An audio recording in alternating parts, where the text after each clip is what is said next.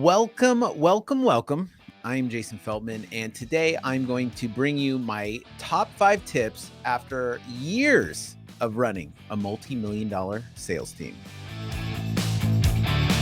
Let's dive into number 1. Well, actually, let's dive into a little story. So we built a sales team up to over 15 remote telemarketers, 15 sales agents in our office, and we were rocking. We're doing, I think, right around 8,000 calls a day and about 115 quotes a day. It was really humming, and at the pinnacle of this, for a couple years that we were really running at a high volume. I think we were doing close to 250,000, maybe almost 300,000 of 6-month policies a month. And those weren't big policies either. So it was a ton of policies. There's a few things reflecting that I think would bring you the most success in running any kind of sales team. So here's number 1. If you're running any kind of sales team operation, number 1 for you to do is be the cheerleader. Think about all those calls, right? And think about how many people are involved, how many emotions there are. There are upset people. There are people that are happy. There are people that are sad. There are people that are losing commission, or like, this guy's got this call. And there's so many ups and downs. Is to manage everybody's emotions and be the cheerleader. What does that mean?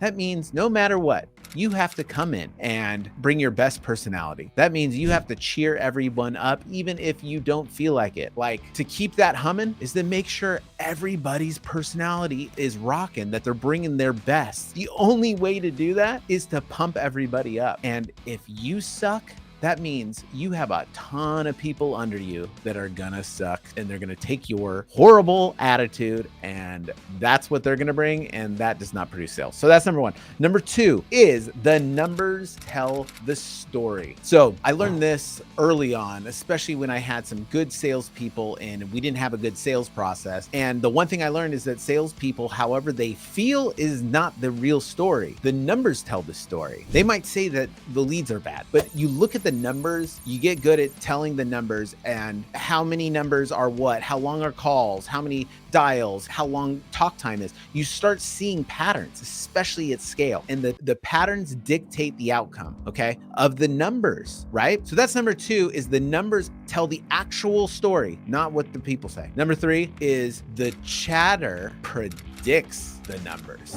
What? Is that contradictory? No, there's nuances here. So this means we're running meetings all the time. We're running them in the morning and night, and the tone of the meeting, the tone of what people are saying. People think that when the times are good, that the end is coming, or like when the times are bad, that like, am I on the Titanic? Is this the sinking ship? Do I need to get off? Like, the emotions run high. So the chatter predicts the numbers. Again, got to keep the cheerleading up, but like, really pay attention to the little things that people say. It really means a lot. So that's number 3, is that the chatter predicts the numbers. All right, number 4, everything is a process. Your emotions don't matter. If you decide to take on the role of running a sales team, then especially with a bunch of people, with a bunch of money that's going into it, your emotions absolutely don't matter. Because if you're worried about your emotions, your team's gonna go to crap.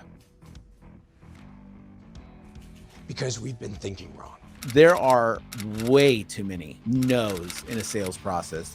All there is a bunch of bad stuff. The yeses are slight, right? You're hearing more no's. There's more negativity. There's a lot going on. Everybody being in a good mood is the thing that sells whatever you're selling, right? So manage that process well. And I don't care what you're feeling. Your emotions don't matter. You got to know that. Say, you know what? My emotions don't matter. I'm going to go into this. I know what I need to do. I know the process of all this. I know how I need to bring it. I know I need to be the cheerleader. I know I'm only going to be looking at the numbers. The only thing I care about what people say is to know where their head is at, right? And then if you know where their head is at, then you know how to like maybe pull, Sam aside. You can see that his thought process is a little off, and you don't want it to infect everybody. So you got to like take that time to maybe have like a side convo with him to get him going again or something. And number 5 is swallow your pride. This is not a role for you to be prideful at all. Like, suck it up. You have to be the most humble person. Sales teams are not humble at all, especially when they're doing well.